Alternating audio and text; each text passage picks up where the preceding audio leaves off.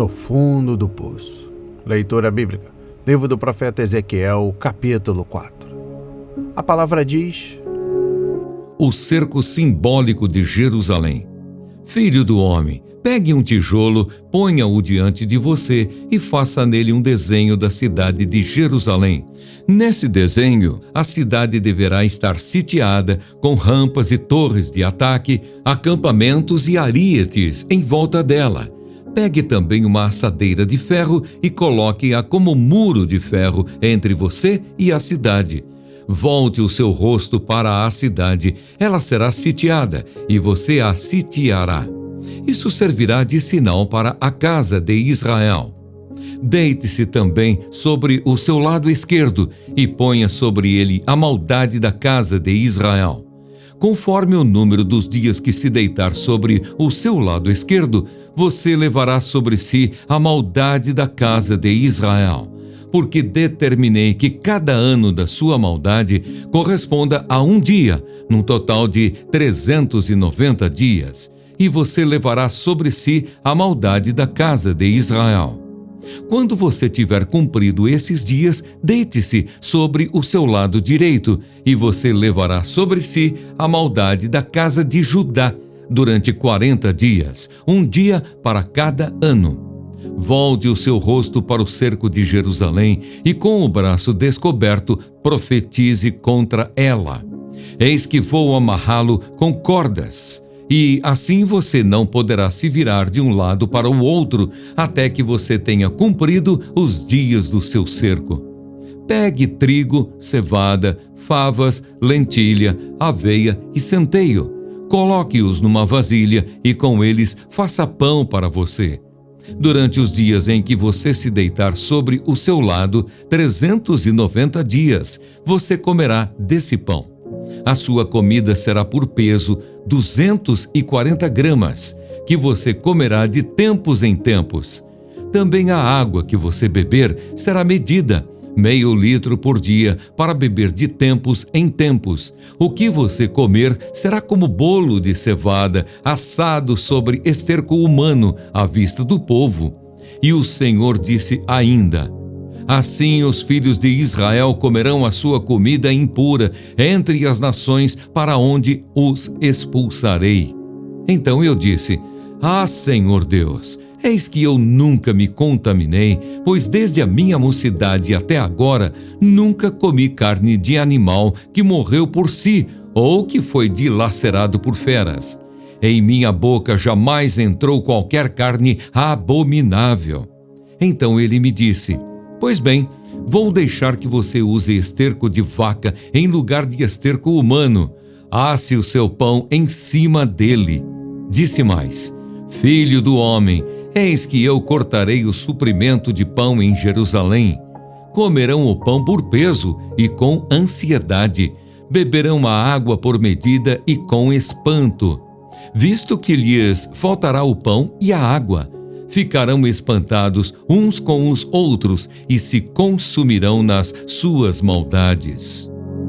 Olá, graça e paz, meu irmão e minha irmã. Estamos iniciando, orando em família, o encontro com Deus através deste devocional. Este é o momento de recarregarmos as nossas baterias espirituais, sobretudo fortalecendo o lar, a nossa família e o nosso relacionamento.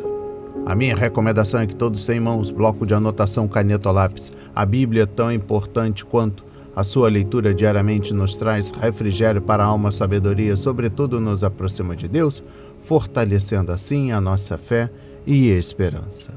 Estamos dando continuidade ao 8º módulo, falando sobre quando tudo parece perdido, meditando em todo o livro do profeta Ezequiel.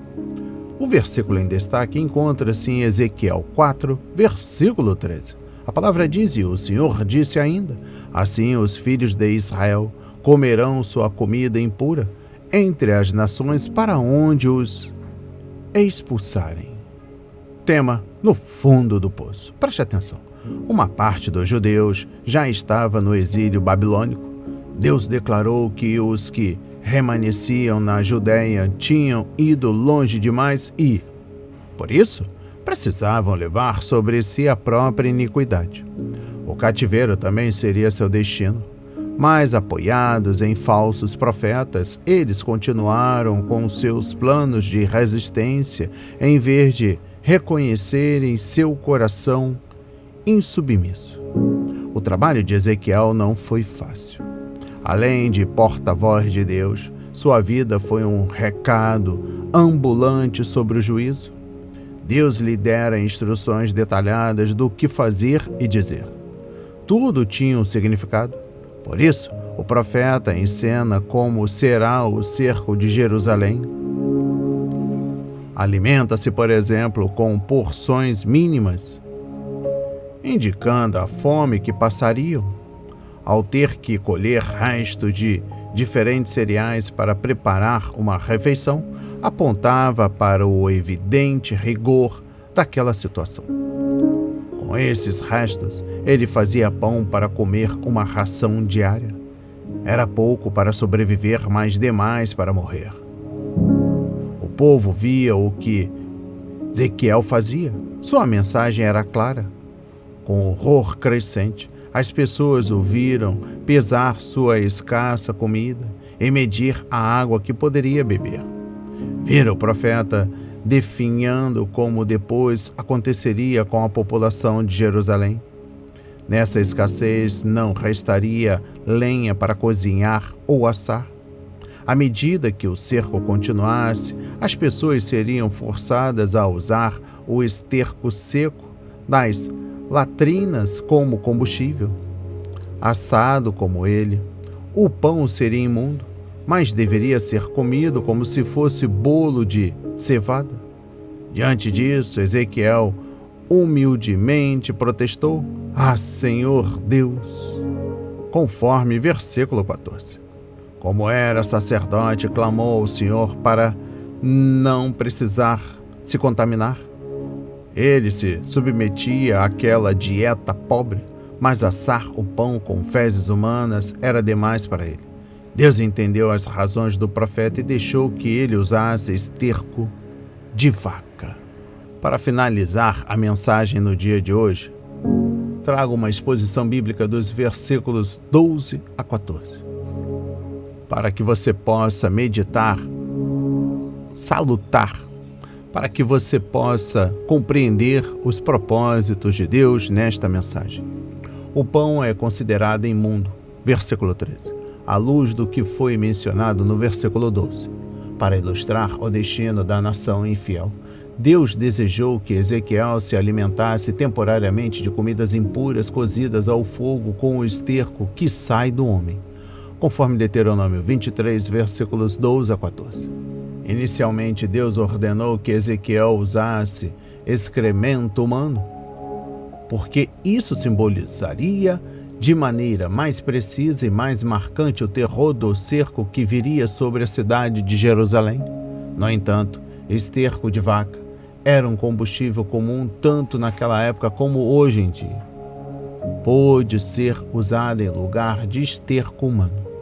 Por causa da oração insistente de Ezequiel, eu disse, por causa da oração insistente de Ezequiel e de sua fidelidade para com os ditames da lei, conforme Deuteronômio 12, versículos 15 a 19, capítulo 14, versículos 13 a 21.